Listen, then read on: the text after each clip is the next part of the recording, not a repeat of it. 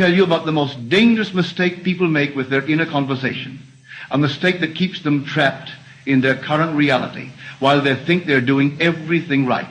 You see, most people believe inner conversation is something they do occasionally, like meditation or affirmations.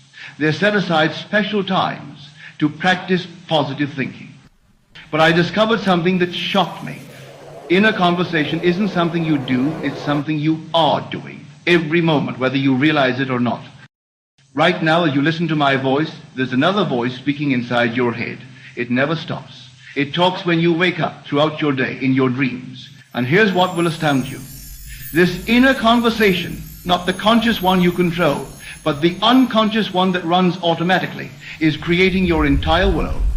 Your whole vast world is nothing more than your inner conversation, pushed out and made visible. Let me prove to you that this inner conversation is always running. When you walk down the street, are you silent inside your head? Never. You're commenting on what you see, judging, analyzing, remembering. When you sit alone, is your mind quiet? Impossible. You're reviewing the day, planning tomorrow, having imaginary arguments. Even in your dreams, you're talking. You can't stop it if you tried. This constant inner speech is so automatic, so habitual, that you don't even notice it's there. It's like the background hum of electricity in your house. Always present, but invisible until you pay attention. But here's what I discovered that changed everything. To find out what you've been saying in this inner conversation, all you have to do is look at your world. Your world reflects this inner speech perfectly. If your inner conversation is dominated by lack, your world shows lack. If it's filled with criticism, your world reflects criticism back to you.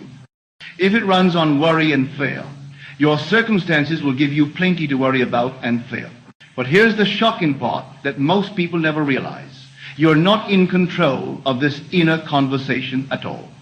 It's running on autopilot, repeating the same patterns, the same complaints, the same limitations, day after day after day. And every word of it is creating your reality. I must confess something to you. Even as a teacher of these principles, I have to arrest my inner talk in every moment of time. Every single day I become aware of negative inner conversation and must stop it immediately. If someone sends me a letter with complaints instead of gratitude, my immediate inner reaction might be, so what? I have to catch that reaction and change it right away. If I, who teach this professionally, must constantly monitor my inner conversation, imagine what those who aren't paying attention must be doing all day long. But here's the liberating truth. Once you become aware of your inner conversation, you can change it. Not by adding new practices or special techniques, but by catching what you're already saying and redirecting it immediately. But let me warn you about the most dangerous habit people have with their inner conversation, something that will shock you when you realize how often you do it. I once knew a man who discovered something disturbing about his morning routine. Every day while shaving, he would spend 15 minutes having imaginary arguments with people he didn't even like, including public figures he'd never met. He told me, Neville, the shows on Broadway cost $10 a seat, but there is no show on Broadway that could give me the thrill of those 15 minutes in the morning when I shaved. He knew he was doing something destructive, but he couldn't stop himself. And here's the most revealing part. When he'd catch himself having these negative conversations, he'd think, I shouldn't be doing this. But then say to himself, well, let me finish this sentence anyway. This is what most people do. They know they're thinking the wrong thoughts, having the wrong conversations in their minds, but they insist on completing the negative sentence before switching to something positive. It's like knowing your house is on fire, but deciding to finish reading the newspaper before calling the fire department. Don't waste your precious time finishing negative inner conversations. The minute you become aware that your inner talking isn't what it ought to be, stop it immediately. Put on a new record and play the new record. Let me tell you about a man who proved this principle beyond any doubt. My father was born poor as you could be, but that man built a financial empire through one simple practice. Every morning before going to work, he would have conversations in his mind with employees he didn't even have yet, discussing business he didn't yet possess. He would hear himself giving instructions, making decisions, solving problems, all in businesses that existed only in his imagination.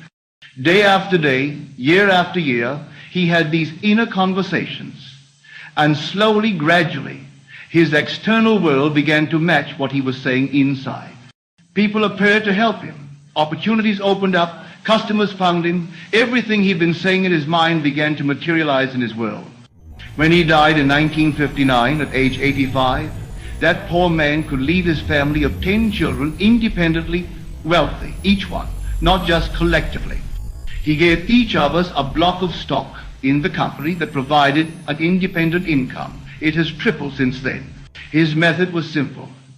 Controlled inner conversation from premises of fulfilled desire. But here's an even more powerful example of how this works. Now let me share with you a simple story from my teachings that demonstrates this perfectly. A man once wrote to me about his experience with controlled inner conversation. He said, I called on a customer down in the beach area, and during the conversation something came up about imagination. I became all excited and told him what I knew of imagination. But he said to me, you seem so enthused, so completely carried away, would you address my club? It's called the Unity Men's Club. My friend accepted immediately, and the organizer said, we get 18, 20 people at a time, but what I will do is have a ladies' night so they can bring their friends. The room holds a maximum of 65 people. Here's what my friend did. He went home and controlled his inner conversation about this speaking engagement. He said, 3 times I controlled my imagination where I heard people congratulate me for what I had said. I heard them all say how they liked it, how they would apply it, all these things in my imagination, an inner conversation with self. On the day he gave this talk, there were 64 people present, one less than capacity. At the end of the meeting, he was congratulated left and right. One lady said she represented the Norwegian club and invited him to speak. Someone from the Kiwanis club invited him. Multiple other clubs extended invitations. Within 1 month, he received invitations from 4 different clubs to speak exactly as he had heard in his controlled inner conversations. The power wasn't in visualization or affirmations. The power was in hearing the conversations as if they had already happened, making them feel completely real in his imagination. And this reveals the secret of the 3-day self-talk ritual. The 3-day self-talk ritual is about taking complete control of your inner conversation for 72 consecutive hours. For 3 days, you're going to watch your inner speech like a hawk. Every time you catch yourself talking to yourself from your current circumstances, lack, limitation, worry, complaint, you're going to stop it immediately and replace it with conversation from your desired reality. As Scripture tells us, we must put off the old nature which belongs to the former conversations and put on the new nature. Your inner speech is your nature. Change the conversation and you change your nature. You upgrade your phone every year. When was the last time you upgraded your reading speed? Chances are your reading speed still stuck at. But here's what makes this so challenging. You talk to yourself constantly. You can't stop it. You take it into your dreams. You're talking at all moments of time. The question isn't whether you're having inner conversations. The question is what kind of conversations you're having. Most people spend their day carrying on arguments with people from premises of unfulfilled desire. They justify their limitations. They rehearse their complaints. They defend their current circumstances. But for 3 days, you're going to do something different. For 3 days, every inner conversation must be from premises of fulfilled desire. If you desire wealth, your inner conversations must be those of a wealthy person, not someone trying to become wealthy, but someone who already is wealthy. If you desire love,